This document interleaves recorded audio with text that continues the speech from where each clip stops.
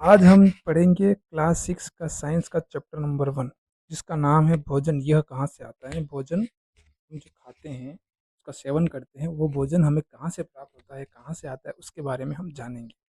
तो सबसे पहले लिख रखा है कि आज अपने अपने घर में क्या खाया था? तो आप सबको पता ही होगा आप अपने घर में क्या खाया था, रोटी, सब्ज़ी जो भी खाया था। तो क्या आपने कभी सोचा कि वो भोजन हमें कहाँ से प्राप्त होता है और कैसे प्राप्त होता है? आज हम इसके बारे में डिटेल से जानेंगे कि हम आज क्या प आज हम इसके बारे में ही जानेंगे कि ये जो भोजन हम खाते हैं, वो कहाँ से आता है, कैसे आता है और हमें कैसे प्राप्त होता है? किस-किस प्रकार के हमारे खाद्य पदार्थ होते हैं, उसके बारे में जानेंगे। तो हमारा फर्स्ट है विभिन्न खाद्य पदार्थ का क्रियाकलाप नंबर 1। उसके बारे में पढ़ते हैं, अपन पढ़ लेते हैं एक बार। विद्यालय में अपने दोस्तों से उन खाद्य पदार्थों की जानकारी प्राप्त किया था। ये आपको करने के लिए बोल रहा है कि आप उनसे ये जो सारणी दे रखी है 1.1 हम क्या खाते हैं, उसके बारे में हम आपको अपने दोस्तों से पूछना है। मतलब आपके दोस्त का नाम लिखिए, उसने क्या खाया वो लिखिए। जैसे आप 3 नाम लिख सकते हैं, ये तो हो गया आपका क्रियाकलाप नंबर 1। अब आप जैसे आपका नाम आपके दोस्त का नाम रमेश है, उससे पूछोगे उसने क्या खाया कि रोटी सब्जी खाई, सब्जी किसकी खाई कि पालक की खाई। दूसरे से पूछोगे कि उसने क्या खाया कि रोटी दाल खाई, दाल दाल किसकी खाई, उड़द की खाई, मूँग की खाई। या फिर आप किससे पूछोगे रोटी और सब्जी खाई, सब्जी किसकी खाई, दाल किसकी बनाई, ये सब आप पूछ के यहाँ पे लिख सकते हो। अब आते हैं अपन सबसे पहले है कि हम तो देखो भोजन के बारे में हम सबसे पहले देखते हैं चावल, नहीं पके चावल। पके चावल जो होते हैं हम किससे बनते हैं हम सोच सकते हैं। पके चावल जो मैं उसमें सबसे कच्चे ला चावल लेते हैं, फिर उसको पानी में उबालते हैं, फिर इनको तैयार करके हम अ, 2 पदार्थों संगठनों की आवश्यकता होती है, ठीक है? तो ये हमें पता चल गया कि चावल को बनाने में हमें 2 चीज़ें चाहिए होती है, चावल और पानी, वो दोनों को उबाल कर हम चावल बना सकते हैं। इसी प्रकार से हम कई तरह की सब्जियाँ भी बनाते हैं, दालें भी बनाते हैं। अब हम आते हैं और उसमें क्या-क्या चाहिए, अब उसमें आते हैं क्रियाकलाप नंबर 2। इसमें भी क्या करना है आपको कि दोस्तों या घर पे चर्चा कीजिए कि हम कौन-कौन से जो भोजन बनाते हैं उसमें क्या-क्या चाहिए। जैसे अब इसमें नीचे दे रखा है सूची में कि खाद्य पदार्थ यानी कि रोटी और चपाती। रोटी बनाने में क्या-क्या चाहिए? आटा और पानी चाहिए, जल चाहिए। दूसरा है दाल, दाल बनाने में लिए क्या चाहिए? हमें कच्ची दाल चाहिए, जल चाहिए, नमक चाहिए, तेल, घी, मसाले ये सारी चाहिए। इस प्रकार से आपका क्रियाकलाप नंबर 2 खत्म हो जाएगा।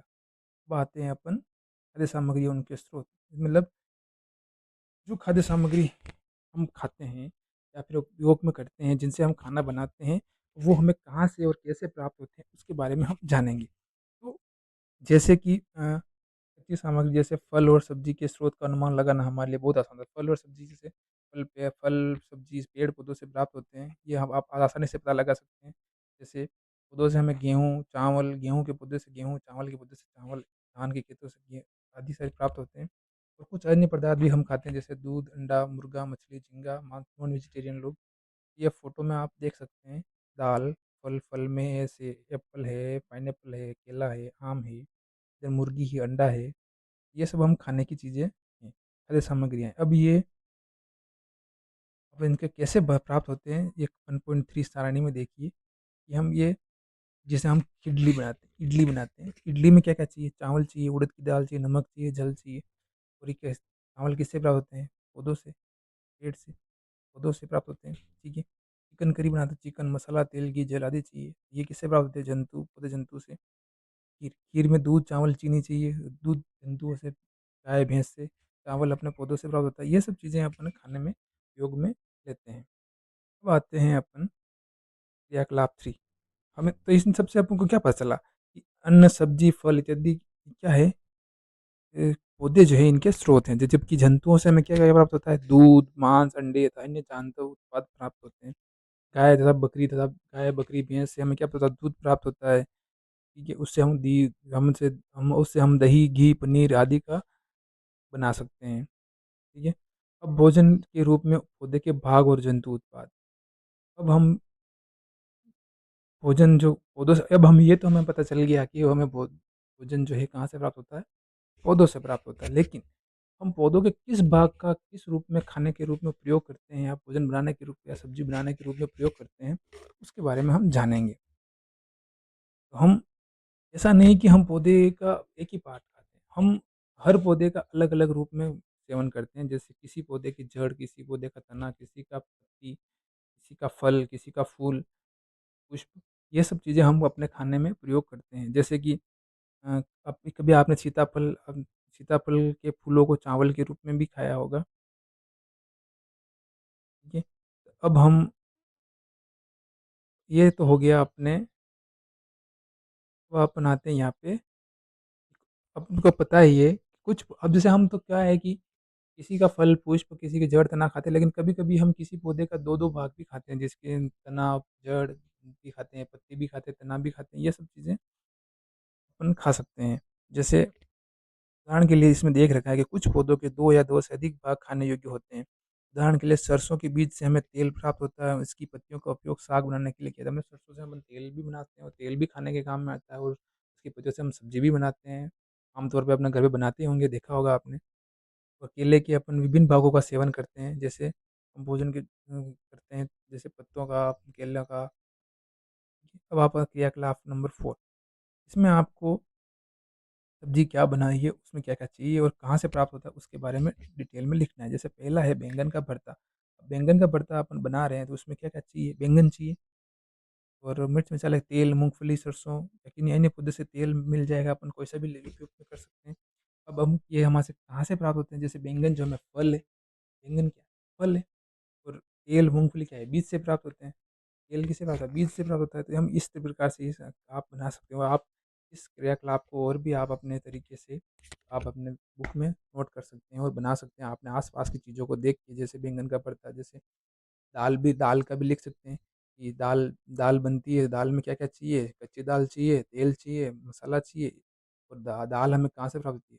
पुष्प से प्राप्त होती है, फल के रूप में प्राप्त होती है, बीजों से प्राप्त होता है तेल। ये सब आप यहाँ से लिख सकते हैं। अब आते हैं अपन नेक्स्ट क्रियाकलाप नंबर 5। अब आप इसमें देख रखा है, ये जो गुड़िया है, अपने आस-पास के अनजान पौधों पर यह देखने के लिए परीक्षण ना करें कि वे खाने योग्य हैं। कभी-कभी पौधे विषैले भी हो, सही बात है। आप जो आपको जानकारी हो वही पेड़-पौधों को देखें कि हाँ, ये खाने योग्य है, नहीं है। इसे आप इनमें परीक्षण ना करें, वो आपके लिए हानिकारक भी हो सकते हैं। क्या आप बहुत छोटे हो और बच्चों के लिए आपके लिए समझ पाना बहुत मुश्किल है कि कौन-सा मतलब उपयोगी है या नहीं है। तो आप अपने आस-पास अपने मम्मी-पापा की देख-रेख में ही ये सब करें। अपने घर पे ही देखें कि कौन-कौन सी चीज़ें हम खा रहे हैं, क्या नहीं कर रहे हैं। उनको देख के आप सीख सकते हैं, आपके लिए बहुत होगा। बाकी आपको ऐसे एक्सपेरिमेंट करने की कोई ज़रूरत नहीं है। तो आते हैं क्रियाकलाप नंबर 5, मूँग अथवा चने के कुछ सूखे बीज लीजिए।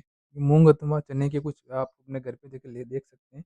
मूँग अथवा चने के कुछ बीज लीजिए। अब इनमें से कुछ बीजों को जल से भरे एक पात्र में रख दीजिए। इनको जल में भिगो के रख दीजिए। जल से भरे एक पात्र में रख दीजिए। 1 दिन के लिए छोड़ दीजिए। अगर आप इनको 1 दिन के लिए छोड़ देंगे, तो अगले दिन जल को पूरी तरह निकाल दें और बीजों को गिलास में रहने दें। उन्हें गीले कपड़े में लपेट कर एक ओर रख दीजिए। अब क्या आप बीजों में कुछ परिवर्तन देखते हैं? क्या एक छोटी-सी सफ़ेद नारंगी, हाँ, तो आपने ये इनको भिगो के रखोगे आप 1 दिन के लिए, तो इसमें क्या परिवर्तन देखोगे? ये बीज जो है वो अंकुरित हो जाएँगे, यानी अंकुरित हो जाएँगे, बीजों में क्या बोलते हैं, अंकुर दिखाई वाइट, इसमें वाइट सफ़ेद रंग का एक अंकुर निकलता है, जो उग जाते हैं, क्योंकि इनको 1 दिन में पानी में रखते ही ये उग जाएँगे, अंकुरित हो जाएँगे। ये आप देख सकते हैं। अंकुरों को आप सावधानी से धोकर आप इन्हें खा भी सकते हैं। अंकुरों को भी आप खा सकते हैं, उबाले भी जा सकते हैं और इसमें मसाले भी तैयार किया जा सकते हैं। अब आपने नेक्स्ट है कि आप क्या आपने कभी सोचा है कि शहद कहाँ से आता है? शहद मधुमक्खी के छत्तों से प्राप्त होता है, ठीक है? आपने कभी अपने गाँव आस-पास में घर पे देखा हो, आस-पास में मधुमक्खियों के छत्ते देखे हों, तो वहाँ पे आप देख सकते हैं कि मधुमक्खियाँ देखिए फूलों से रस को इकट्ठा करती है और उसको अपन भंडारित करती है, अपनी एकत्रित करती है। उसको हम शहद कहते हैं और इसको हम फूल, और तो क्या है ये, हम इसको शहद का सेवन भी कर सकते हैं। अब हम आते हैं जंतु क्या खाते हैं। अब हमने ये तो देख लिया है कि हम क्या खाते हैं, हम भोजन करते हैं, रोटी, सब्ज़ी, दाल, चावल वग़ैरह, बैंगन, फल, फूल, सब्जियाँ, सब तरह का सेवन करते हैं। आजकल तो बहुत सारे भोजन भोजन के स्रोत हैं जो हम बहुत सारे देख सकते हैं अपने आस-पास में। अब इंसानों का तो हो गया, अब हम देखते हैं कि जंतु क्या खाते हैं। अब आपके मन में विचार आया कि ये लोग क्या खाते हैं? तो ये अब आपने देखा होगा कि आपके घर में कोई पालतू पशु हो गाँव के लोगों के, तो जैसे गाय, भैंस, बकरी, तो वो आपने देखा होगा क्या खाती है, वो घास खाती है। बकरियाँ जो होती है वो पेड़ पत्तों की पत्तियाँ खाती है। ये सब चीज़ें आप अपने आस-पास नोट कर सकते हैं। और ये तो हो गया अपने पालतू पशु। अब दूसरे जंतु भी होते हैं जिनका कोई पालन नहीं करता, तो वो भी तो कुछ ना कुछ खाते ही होंगे। आपने सोचा है कि क्या खाते हैं? जैसे छिपकली, छोटे कीट, कबूतर, ये भी तो खाते होंगे, ये भी खाते हैं। इनके खाना के बारे में हम पढ़ेंगे, ठीक है? अब आप अपने अब ये क्रियाकलाप नंबर 6 है, इसमें आपको एक टेबल बनानी है जिसमें जंतु और उनका भोजन है। उसको मैं इसमें आपको एग्ज़ाम्पल के लिए दे रखा है कि जंतु और उनका मतलब भैंस जो है वो क्या खाती है? घास, खली, भूसा, अनाज। घास तो वो खाती है, उसके बाद खली अपन खिलाते हैं उसको, भूसा, अनाज, अनाज भी खाती है, पत्ती भी खाती है। बिल्ली बिल्ली क्या खाती है? बिल्ली तो मांसाहारी होती है, छोटे जीव-जंतुओं को खाती है जैसे चूहे, वो दूध पीती है। छोटे-छोटे पक्षियों को खा जाती है। अब इसी प्रकार से आप इसके जैसे चूहा क्या खाता है? चूहा चूहा क्या खाता है? ये खाने-पीने की छोटी-मोटी सामग्रियाँ खाता है, कुतरता भी है। शेर शेर मांसाहारी होता है, ये जीव-जंतुओं को खाता है। बाघ भी जीव-जंतु खाता है। मकड़ी मकड़ी छोटे-मोटे कीटों को खाती है। छिपकली छोटे-मोटे कीटों को खाती है बारिश के आपने देखा होगा बारिश के दिनों में जो कीड़े-मकोड़े और ये जो उड़ने वाले जीव-जंतु होते हैं, छोटे-मोटे मच्छर वगैरह, ये इनको छिपकली पकड़ के खा जाती है। गाय क्या खाती है? घास खाती है। मनुष्य हमने पढ़ ही लिया है कि इधर खाना खाते हैं, भोजन खाते हैं, जैसे दाल, चावल, रोटी, सब्ज़ी वगैरह। तितली क्या खाती है? ये फूलों का रस चूसती है, फूलों पे बैठती है। कौवा क्या खाता है? ये रोटी भी खाता है, मांसाहारी भी है, जीव-जंतु भी खाता है, छोटे-मोटे कीड़े-मकोड़े भी खाता है, सब खाता है। इस प्रकार से ये टेबल बना सकते हैं। अब आपका ये है, अभी आपने तो देख लिया कि ये भोजन खाते हैं। अब इनको क्या है, खाने खाने के आधार पर कि कौन-सा जीव कौन-सा खाना खाता है, उसके आधार पे हमने इनको 2 भाग में डिवाइड किया हुआ है, शाकाहारी और मांसाहारी। शाकाहारी का तात्पर्य ये है, शाकाहारी जीव-जंतु वो होते हैं, जो किसी जो सात्विक भोजन करते हैं, यानी कि घास-फूस खाते हैं, रोटी-सब्ज़ी या फिर जैसे मनुष्य भी आ गया, घास-फूस, रोटी-सब्ज़ी वगैरह खाते हैं, यानी किसी जीव-जंतु को नहीं खाते हैं, वो होते हैं शाकाहारी। मांसाहारी जो होते हैं, खाना भी खाते हैं, उसके साथ-साथ जीव-जंतुओं को भी खाते हैं, वो होते हैं मांसाहारी। और सर्वाहारी, सर्वाहारी होते हैं जो दोनों तरफ होते हैं, पेड़-पौधे भी खा लेते हैं, मांस में भी खा लेते हैं, कोई-कोई होते हैं जो सिर्फ़ मांस खाते हैं, कोई होते हैं सर्वाहारी, यानी वो तो दोनों ही खाते हैं। खाना-पीना भी खाते हैं और फिर मांस भी खाते हैं, जैसे अपन वो सर्वाहारी कहलाते हैं। तो अब इस टेबल में 1.6 जो है आपकी सारणी, इसमें अपन को डिवाइड कर रखा है कि शाकाहारी, मांसाहारी और सर्वाहारी। यानी शाकाहारी कौन है? गाय। गाय कभी मांस-मच्छी नहीं खाती। शेर सिर्फ़ मांस ही खाता है, वो घास-फूस नहीं खाता। सर्वाहारी कौवा सब कुछ खाता है, रोटी भी खा लेता है, मांस भी खा लेता है। ऐसे आप टेबल में और भी जीव-जंतुओं के नाम लिख सकते हैं। पहली, मनुष्य को आप किस में रखेंगे? हम जानते हैं कि हमसे बहुत से लोग ऐसे हैं जिन्हें पर्याप्त भोजन नहीं मिलता है। हमें ऐसे उपाय खोजने की आवश्यकता है जिनके द्वारा देश में अधिक खाद्य उत्पादन किया जाता है। यही शरीर पर्याप्त हो नहीं होगा। ठीक है? तो हम आज का आपको कि ये चीज़ें हैं बहुत ज़रूरी हो गई है कि भोजन की कमी बहुत होने वाली है, क्योंकि हमारे देश की आबादी बहुत बढ़ती जा रही है। तो हमें ऐसे नए उपाय ढूँढने चाहिए कि हम सबके लिए खाना कहाँ से ला सकें, और हमें वैसे सबसे अच्छी आदत ये है कि आपके लिए कि खाने को वेस्ट नहीं करना चाहिए, क्योंकि खाना बहुत मुश्किल से आता है। ये अच्छी आदत है। अब आप में कि कुछ प्रमुख शब्द हैं जो आपको अगर समझ में नहीं आए तो मैं बताता हूँ। संगठक, संगठक जो होते हैं बहुत सारे पदार्थ मिल के जो जिसमें मिलाए जाते हैं वो संगठक होते हैं। खाद्य यानी खाना, खाने योग्य या खाया जाने वाला। मकरंद, मकरंद यानी जो होते हैं फूलों के, उनको मकरंद कहते हैं, जिससे हम मधुमक्खी रस चूसती है। अंकुरित बीज यानी बीज को जो अंकुर निकलते हैं सफ़ेद, उसको अंकुरित बीज कहते हैं। शाकाहारी जो सात्विक भोजन करते हैं, घास-फूस खाते हैं। मांसाहारी जो सिर्फ़ मांस खाते हैं। सर्वाहारी जो पेड़-पौधे सब भी खाते हैं और मांस भी खाते हैं, वो हो गया। तो आते हैं सारांश। ये मैं देख लिया आपने लिख रखा है, भारत के विभिन्न प्रदेशों में खाने वाले भोजन बहुत अधिक विविधता, हमारे देश में ना बहुत विविधता है। हमारे हर स्टेट में अलग तरह का भोजन मिलता है। हम खाने के मामले में हमारा देश सबसे आगे है, बहुत सारी वैरायटी मिल जाती है। ठीक है? और हमारे भोजन के जो मुख्य स्रोत होते हैं वो होते हैं पेड़ पौधे और जंतु होते हैं। ठीक है? ठीक है? अब आपने को यहाँ से अगर आपको पूछे तो यहाँ लिख भी रखा है कि जो जंतु केवल पादप खाते हैं उन्हें शाकाहारी कहते हैं। जो जंतु केवल जंतुओं को खाते हैं उन्हें मांसाहारी, और जो दोनों खाते हैं, जंतु और पादप दोनों खाते हैं, उनको कहते हैं सर्वाहारी। अभ्यास, अब ये आपकी क्वेश्चन एंड आंसर हैं जो आपको करने हैं। अगर आपको ये समझ में आया और इसके आंसर चाहिए तो आप मेरे को कमेंट में बताएं, मैं इनके आंसर के साथ आपको बता दूंगा।